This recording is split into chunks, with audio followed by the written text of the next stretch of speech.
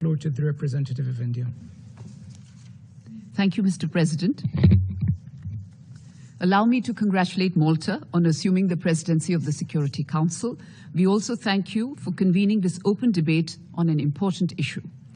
Our gratitude as well to the Secretary General, the President of the General Assembly, and all the briefers for their valuable inputs. Mr. President, I will make 2 quick points. First, the small island developing states.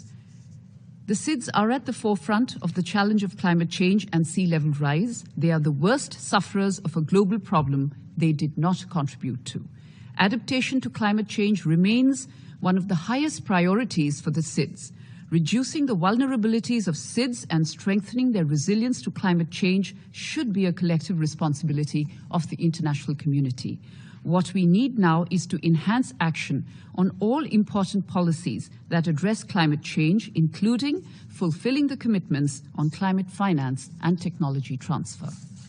2, with a coastline of around 7,500 kilometers and several groups of islands located far away from the mainland, India is cognizant of the adverse impacts of sea level rise. However, it is our considered submission that the Security Council is not the place to address climate change-related issues or even sea level rise.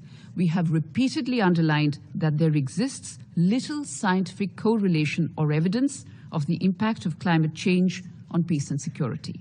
The most equitable architecture to combat climate change is the UNFCCC process, where each member state has an equally important stake.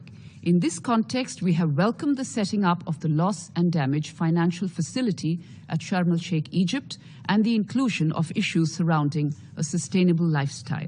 The operationalization of the fund needs to be expedited so that the most vulnerable developing countries are equally compensated.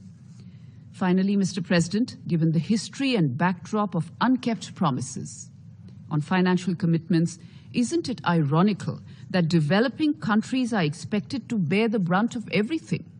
The burden of developing climate resilience, industrialize without carbonizing, grapple with adverse climate events, and lift millions out of poverty, all at the same time, while also managing disruptions and uncertainties in global supply chains.